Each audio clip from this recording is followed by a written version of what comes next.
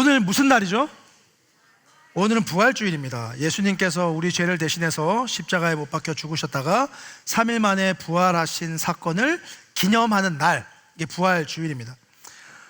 진정으로 예수님을 믿는 사람이라고 한다면 예수님이 부활하신 걸 믿어 의심치 않습니다. 무슨 일이 있어도 주위에서 아무리 뭐라고 해도 예수님이 부활했다고 굳게 믿습니다. 이 믿음을 버릴 생각이 없습니다. 어떤 면에서는 좀 어쩔 수 없는 일이라고도 할 수 있어요. 믿어지는데 어떡하겠어요? 내가 예수님 부활했다는 걸 믿어지는데 어떡하겠냐는 거예요. 반대로 예수님을 믿지 않는 사람은 당연히 예수님의 부활도 믿지 않습니다. 아무리 설명하고 이렇게 해서 믿을만 하다고 논증해도 믿을 생각이 없어요. 아니, 그 얘기를 들을 생각조차 하지 않습니다. 어떤 면에서는 이 또한 어쩔 수 없는 일이라고 할 수 있습니다. 도무지 믿기지 않는데 어떡하겠어요? 부활을 믿는 사람, 그리고 부활을 믿지 않는 사람, 이 사이에는 도저히 좁힐 수 없는 거리감이 있습니다. 평행선에 서 있다고 할 수 있어요. 예수님을 믿는 사람은 굳이 부활을 논증하지 않아도 굳게 믿습니다. 반대로 예수님을 믿지 않는 사람은 애써 부활을 논증해도 좀처럼 믿지 않습니다. 지금 이 자리에는 그 두 부류가 공존하고 있을 겁니다. 부활을 믿는 사람, 부활을 믿지 않는 사람. 그래서 오늘은 예수님의 부활을 논증하기보다는 예수님께서 왜 부활하셨는지, 그 부활하신 이유와 목적이 무엇인지에 대해서 좀 초점을 맞추려고 합니다. 예수님께서 부활하신 그 이유를 알면 부활을 믿고 있는 친구들은 그 믿음을 더욱 풍성하고 견고하게 가질 수 있을 겁니다. 또 부활을 믿지 않는 사람이라 하더라도 오늘 말씀을 듣고 당장 믿음이 생기지 않을 수도 있어요. 하지만 최소한 기독교에서 왜 부활을 가르치고 믿는지, 그 이유가 무엇인지 정도는 이해할 수 있는 계기가 되리라 생각합니다. 이것만 해도 큰 발전이죠. 혹시 또 알겠습니까? 그러다 보면 언젠간 부활을 진심으로 믿게 되는 날이 오게 될지. 그래도 부활에 대한 논증을 건너뛸 수는 없으니까 일단 중요한 부분만 좀 짚고 넘어가도록 하겠습니다. 예수님의 부활은 역사적인 사건입니다. 실제로 일어난 일이라는 거예요. 물론 이게 실제로 일어났다는 걸 증명할 만한 직접적인 물증은 없습니다. 근데 역사의 기록과 또 역사 속에서 일어났던 여러 가지 정황들, 그 상황들을 근거로 해서 논증은 가능합니다. 이게 믿을 만한 일이라고 논증하는 건 가능합니다. 근데 이거는 예수님의 부활뿐만 아니고 다른 모든 과거 사건에 대해서도 다 마찬가지입니다. 한 가지 예를 들어볼게요. 이순신 장군 엄청난 업적을 세웠죠. 12척의 배로 130척의 외선을 물리쳤습니다. 명량해전에서 승리를 한 거예요. 근데 이 전쟁의 승리를 직접적으로 증거하는 물증이 있나요? 누가 영상을 촬영했다든지 아니 그런 거, 누가 그때 걸 본 사람이 지금까지 살아있다든지 없습니다. 이렇게 생각하는 친구도 있을 거예요. 거북선 있잖아요. 거북선으로 승리한 거 아니에요? 맞습니다. 근데 거북선이 존재하는 거랑 이순신이 그 거북선을 가지고 명량해전에서 승리했다는 걸 증명하는 건 별개의 문제입니다. 다른 얘기예요. 이게 왜 다른 얘기인지까지 설명하기 시작하면 오늘 설교를 못 마치니까 그냥 다르다는 것만 알고 계시면 돼요. 좀 더 들어가 볼까요? 그 거북선 누가 언제 어디서 어떻게 만들었는지에 대한 직접적인 증거가 있을까요? 그것도 없습니다. 그럼 우리 뭘 가지고 믿는 거죠? 역사 기록을 가지고 믿는 겁니다. 역사에 이순신이 거북선을 만들었다, 그걸 가지고 승리했다라고 기록되어 있으니까 그걸 가지고 믿는 거예요. 근데 흥미로운 게 뭐냐면 그 역사 기록물이라고 하는 것조차도 제대로 읽어본 사람이 거의 없다는 겁니다. 제가 좀 찾아봤거든요. 난중일기, 이건 유명하죠. 난중일기는 저도 읽어봤습니다. 어렸을 때 초등학교 때. 이충무공전서, 선조실록, 징비록, 조선정벌기, 이건 일본 측의 기록입니다. 이런 책 혹시 처음부터 끝까지 읽어보신 적 있으신가요? 일단 저는 없습니다. 난중일기 이거 하나밖에 없어요. 그것도 어린이를 위한 난중일기, 그것 빼고는 읽어본 적이 없습니다. 근데 우리는 이순신 장군의 승리를 믿어 의심치 않습니다. 한마디로 우리는 이순신 장군이 직접 전쟁에서 나가서 승리했다는 걸 보장해주는 증거가 하나도 없는데도 덥석 믿는 거예요. 이 정도면 그냥 남들이 그랬다고 하니까 믿는 수준이랑 별반 다를 게 없습니다. 제가 이 얘기를 하는 이유가 뭐냐면 이순신 장군의 승리를 믿지 못해서가 아니에요. 저 매국노 아닙니다. 그걸 못 믿어가지고 한 얘기가 아니고, 역사 기록이라는 건 믿을 게 못 된다, 이 얘기를 하려는 것도 아니에요. 반대입니다. 직접적인 증거가 없어도, 내가 직접 목격하지 않았어도 역사 기록에 근거해서 과거의 사건을 믿는 게 얼마나 일반적인 일인지, 얼마나 보편적으로 통용되는 일인지를 설명하기 위해서 이 얘기를 하는 거예요. 그러니까 과거에 일어난 어떤 일련의 사건은 직접적인 증거가 아니라 역사 기록을 담보로 믿습니다. 이 기록이 얼마나 정확한지를 가지고 믿는 거예요. 예수님의 부활도 동일합니다. 우리 중에 예수님이 부활하신 걸 직접 목격한 사람 아무도 없습니다. 예수님이 부활하시는 그 장면, 이렇게 무덤에 계시다가 세마포로, 우리식으로 표현하면 수의죠. 수의를 입고 있다가 그게 이제 수의 상태에서 그대로 부활하신 건데, 그걸 뭐 촬영한 영상, 뭐 실시간 라이브 이런 거 없습니다. 그러면 우리는 뭘 근거로 예수님의 부활을 믿느냐? 성경이라고 하는 역사적인 기록을 가지고 믿는 겁니다. 그리고 과거부터 지금까지 이어져 내려오고 있는 이 상황들, 일어나는 상황들을 통해서 부활을 믿는 겁니다. 우선은 알아둬야 될 게 있습니다. 당시에 예수님의 부활은 그 누구도 기대하지 않았고 관심 갖지 않은 일이었습니다. 그러니까 딱 잘라서 얘기하면 부활은 지어낼 필요가 없는 얘기였어요. 관심이 없으니까.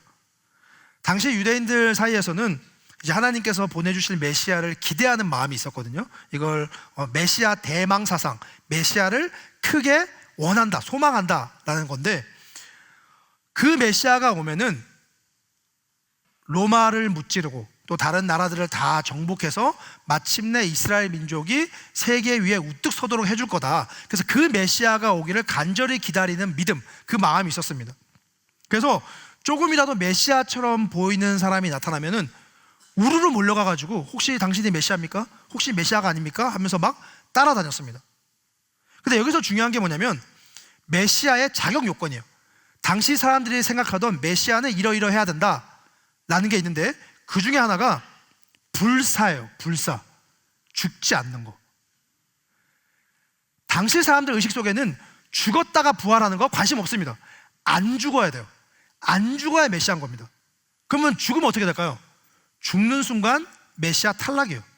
죽으면 저 사람 메시아인 줄 알았는데 아니네, 탈락하고 대회하는 겁니다. 실제로 그런 일이 비일비재했습니다. 사도행전에 보면 이런 내용이 있어요.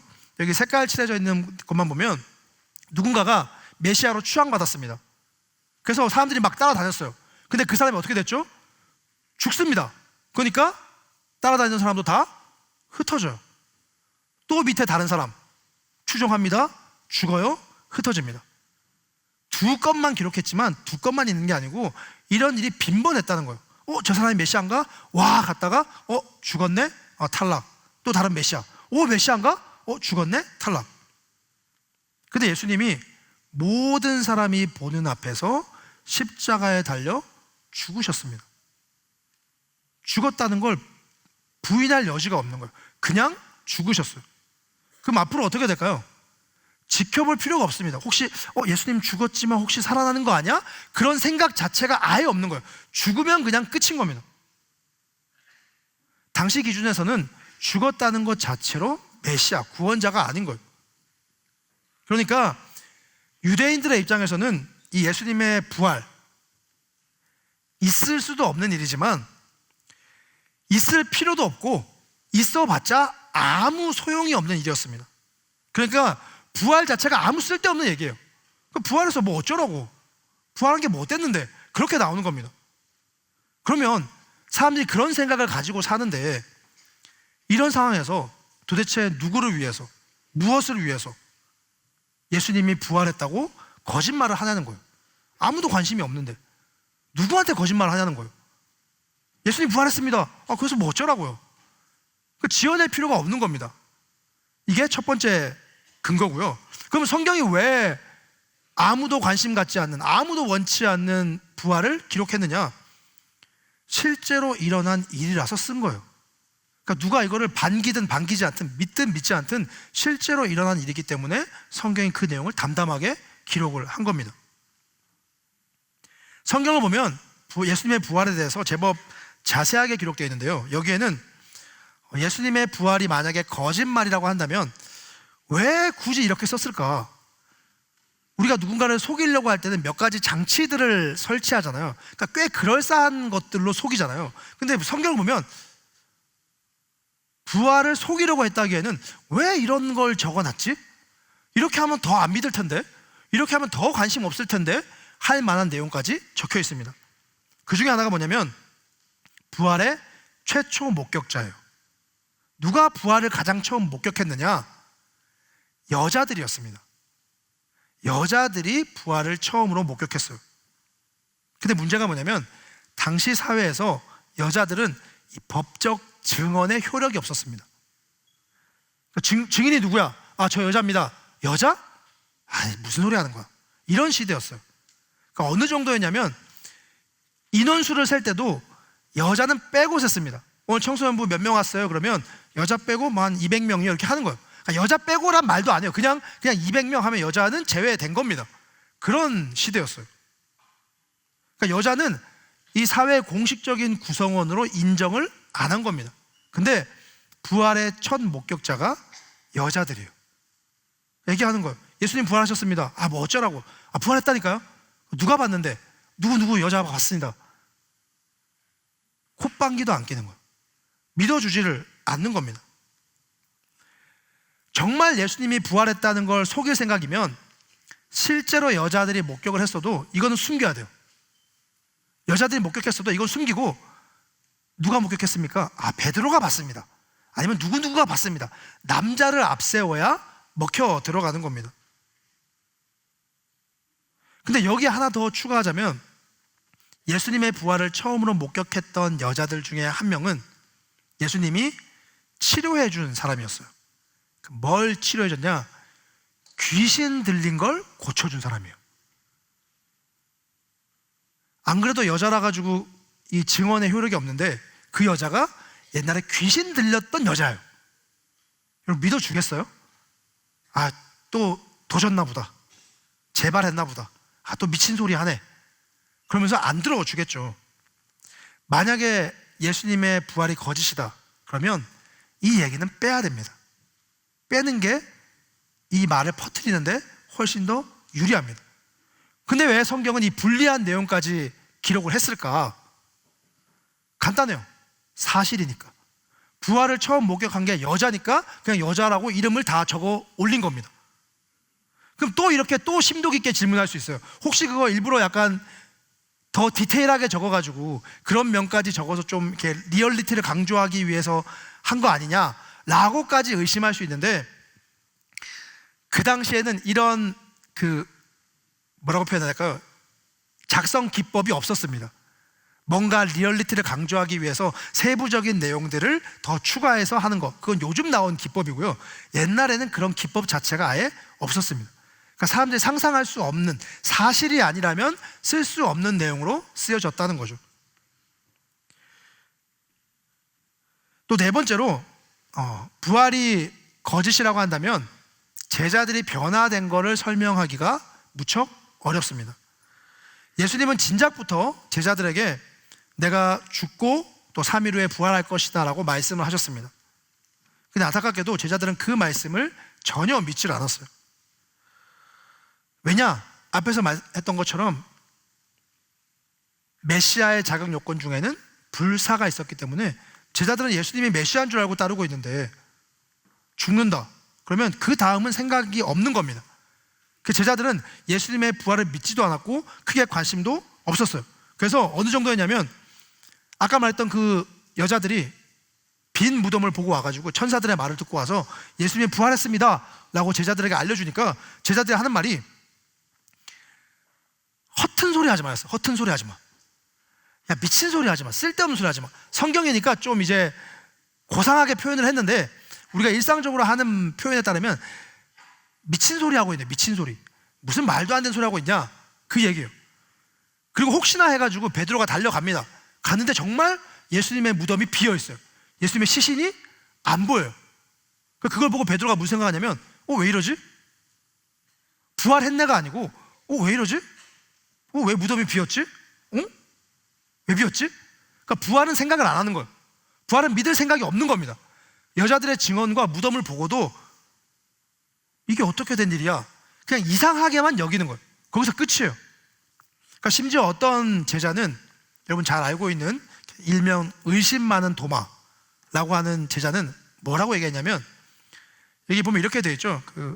우리가 주를 보았노라 하니 도마가 이르되 내가 그의 손에 못자국을 보며 내 손가락을 그 못자국에 넣으며 내 손을 그 옆구리에 넣어보지 않고는 믿지 않겠다. 내가 직접 보지 않고 믿지 않겠다 라고 얘기했는데, 이건 그겁니다. 예수가 부활했으면 내 손에 장을 지지겠다. 야, 예수님 부활했다고? 데리고 와봐. 예수님 진짜 부활했으면 내가 진짜 내 손에 장을 지진다. 내가 죽을게. 그런 얘기랑 똑같은 겁니다. 뭐예요? 부활을 안 믿는 겁니다. 제자들이 부활을 안 믿어요. 근데 이렇게 부활을 안 믿던 제자들이 어느 날부터인가 예수님의 부활을 전하기 시작합니다. 심지어 너희 부활 전하면 죽일 거야. 온갖 협박, 공격을 당했는데 근데도 목숨을 걸고 부활을 전합니다. 며칠 전까지만 해도 야, 부활했으면 손에 장을 지진다 라고 했던 사람이 그 며칠 사이에 부활을 전하기 위해서 목숨까지 거는 거예요.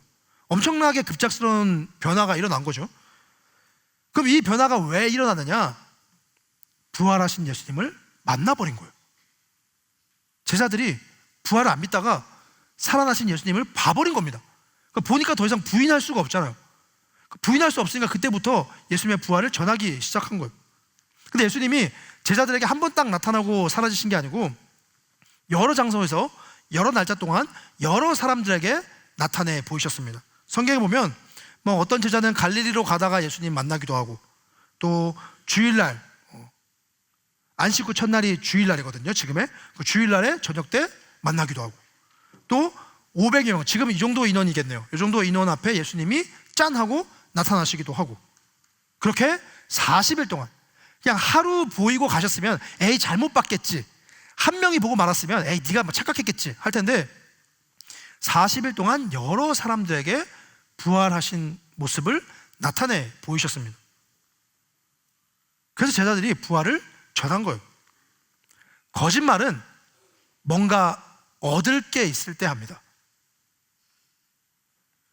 얻을 게 있을 때 해요. 우리 흔히 말하는 하얀 거짓말도, 선의의 거짓말도 얻을 게 있을 때예요. 그 사람과의 관계를 돈독하게 하기 위한다든지, 아니면 압으로 한다든지, 분위기를 좀 밝게 한다든지, 뭔가 얻을 게 있을 때 거짓말하지, 얻을 게 없으면 굳이 거짓말하지 않습니다. 얻을 게 없으면 그냥 진실을 말합니다. 그게 훨씬 편하거든요. 만약에 예수님이 부활하지 않았다면 제자들이 그 거짓말을 해서 얻을 게 뭔지를 생각해 봐야 됩니다. 예수님 부활 안 했는데 제자들이 부활했다고 퍼뜨려 가지고 얻을 게 뭐냐?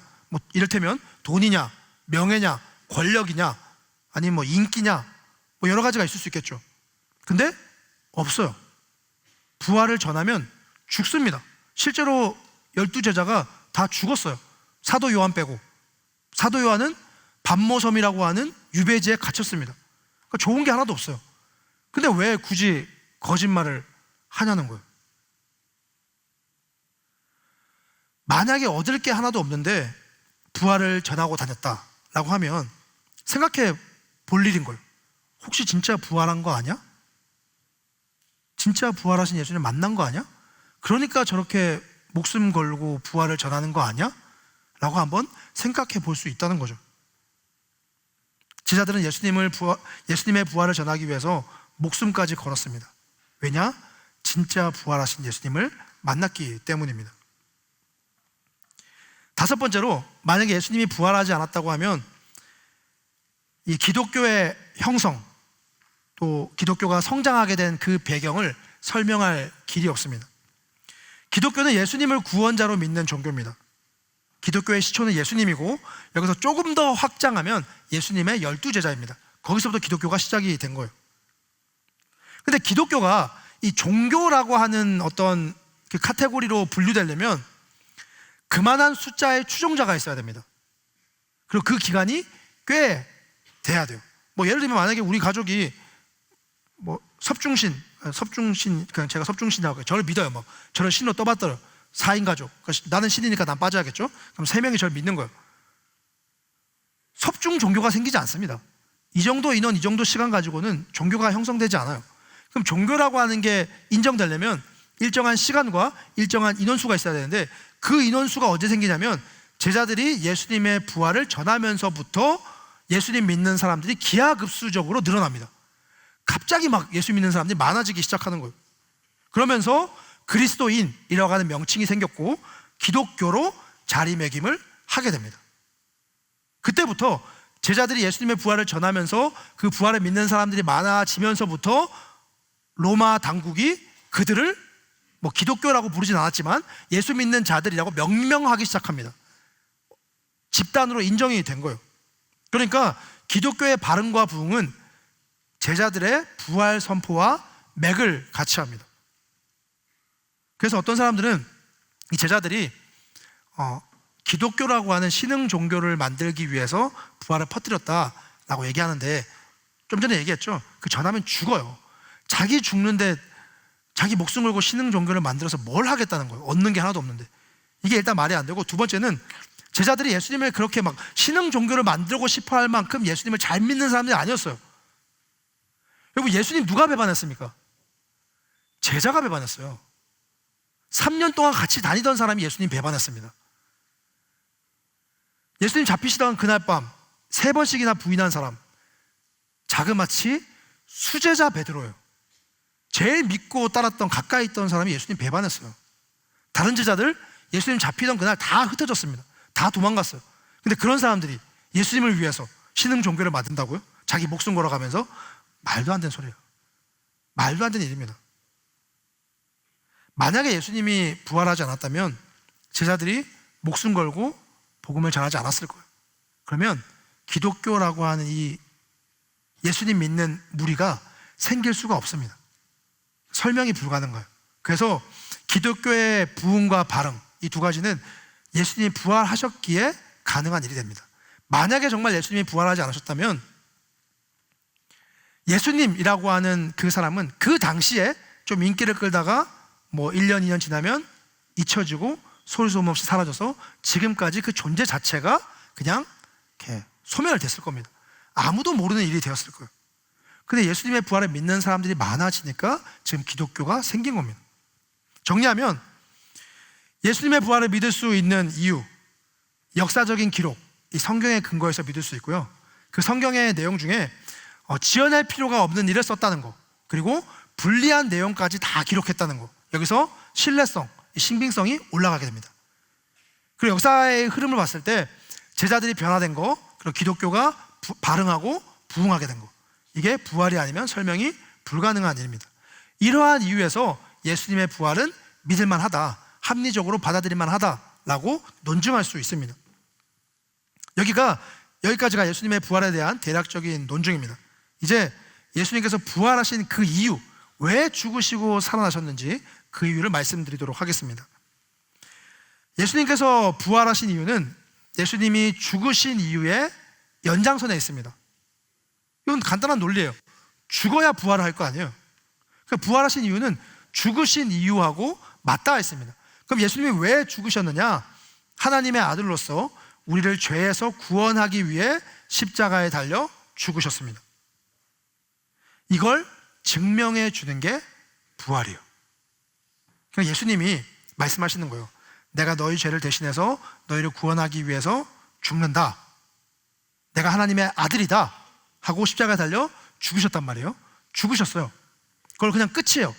그러면 예수님의 죽음이 우리의 죄를 사하는 능력이 있다는 거, 예수님이 하나님의 아들이라는 거, 그거는 뭘로 증명할 거냐는 거예요. 그러니까 예수님이 좋은 말씀 하신 건 알겠는데 그걸 어떻게 믿을 만하냐, 그걸 어떻게 증명할 거냐는 거예요. 근데 예수님이 부활을 하시죠. 그러면서 말씀하십니다. 내가 너희들을 죄에서 구원하기 위해 죽었고 하나님의 아들이야. 그걸 증명하는 게 이 죽음을 이기고 부활한 거야. 그걸 보여주는 거죠. 예수님은 죽음을 이기고 부활하심으로써 당신이 하나님의 아들이라는 것과 또 우리를 죄에서 구원하기 위해 죽으셨다는 걸 확실하게 증명해 보이셨습니다. 이게 예수님께서 부활하신 첫 번째 이유입니다. 하나님의 아들이신 것을 확실하게 증명하시려고. 두 번째는 예수님을 믿는 사람들이 사랑 안에 머물게 하시려고 죽으시고 부활하셨습니다. 에베소서 말씀인데요, 같이 한번 읽어볼게요. 4절 말씀 우리 같이 읽겠습니다. 시작. 곧 창세전에 그리스도 안에서 우리를 택하사 우리로 사랑 안에서 그 앞에 거룩하고 흠이 없게 하시려고. 여기서 사랑 안에서라는 말은 사랑받으면서 더하기 사랑하면서, 두 가지 의미가 다 포함되어 있습니다. 하나님은 사랑이십니다. 하나님께서는 아무런 자격도 없는 우리에게 아무 조건도 없이 사랑을 베풀어 주셨습니다. 하나님이 우리를 구원해 주신 근본적인 이유는 우리를 사랑하시기 때문이에요. 그리고 우리가 하나님의 그 사랑 안에 머물도록 하시려고 구원해 주셨습니다. 그래서 우리는 구원받은 사람답게 하나님의 사랑 안에 머물러 있어야 됩니다. 하나님을 사랑해야 되고 동시에 또 하나님께서 보내주신 우리 주위에 있는 사람들을 사랑해야 됩니다. 이걸 우리 청소년부 표 함께 자라는 기쁨에 접목해보면, 목사님은 다른 목사님들을 사랑해야 되고요, 또 다른 목사님들에게 사랑을 받아야 됩니다. 선생님들도 다른 선생님을 사랑해야 되고 다른 선생님들에게 사랑을 받아야 됩니다. 우리 학생들도 다른 학생들을 사랑해야 되고 다른 학생들에게 사랑을 받아야 됩니다. 근데 여기서 끝나는 게 아니라 더 확장돼야 되죠. 목사님은 우리 선생님, 학생들을 사랑해야 되고 또 그들로부터 사랑을 받아야 됩니다. 우리 선생님들도 목사님, 학생들을 사랑하고 그들로부터 사랑을 받아야 됩니다. 우리 학생들도 목사님, 선생님을 사랑하고 그분들로부터 사랑을 받아야 됩니다. 제가 불필요할 정도로 똑같은 얘기를 반복하는 이유는 너무나 중요하기 때문이에요. 너무나 중요한 겁니다. 사랑 안에 거하지 않으면 우리는 아무것도 아니에요. 그리스도인의 정체성은 사랑에 있습니다.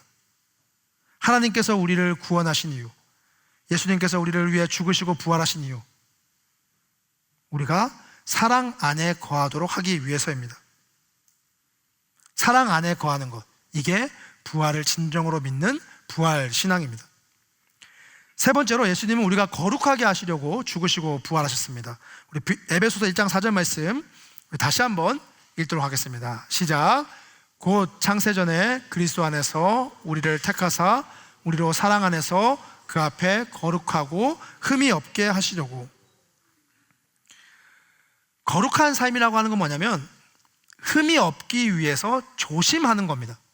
우리는 인간이기 때문에 흠이 없을 수가 없습니다. 하지만 흠이 없을 수가 없으니까 그냥 생긴 대로 살래라고 하는 거랑, 흠이 없을 수 없지만 그래도 흠이 없기 위해서 조심하는 거, 이거는 완전히 다른 차원의 문제입니다.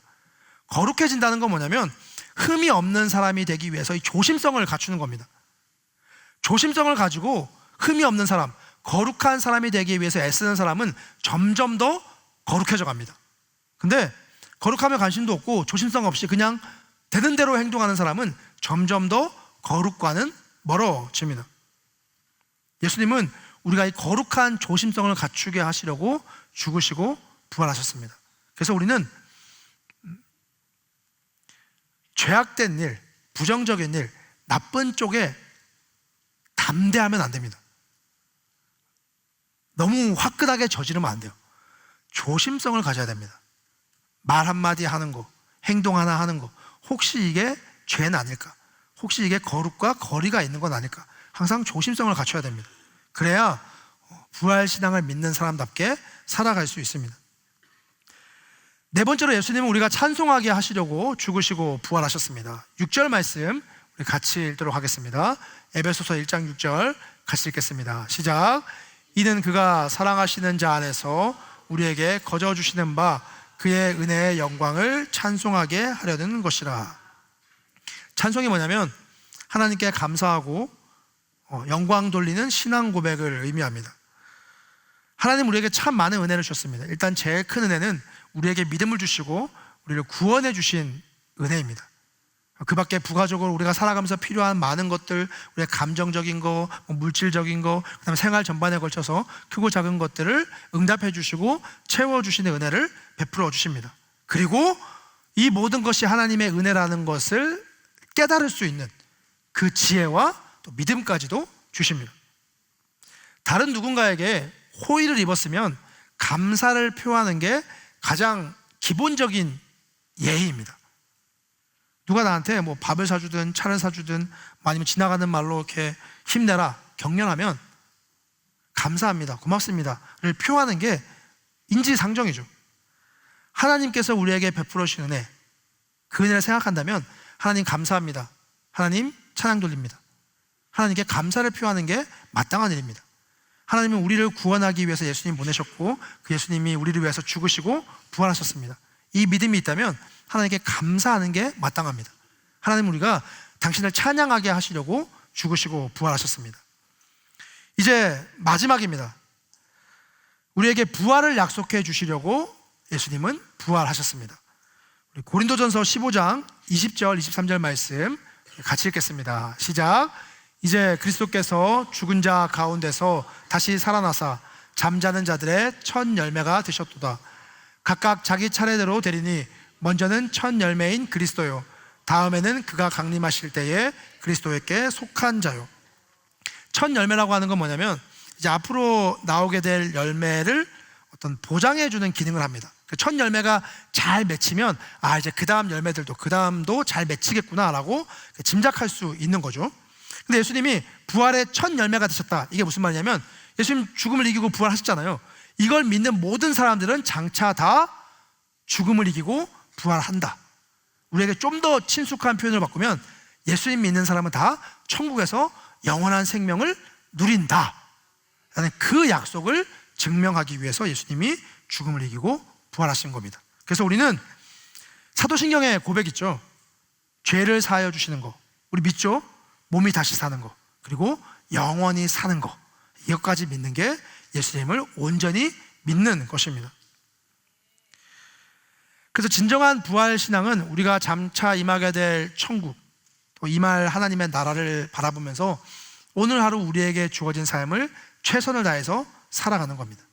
그럼 뭐가 최선을 다하는 삶이냐? 학원 열심히 가고 공부 열심히 하고 성적 올리면 최선을 다하는 삶이냐? 맞아요, 그것도 최선을 다하는 삶입니다.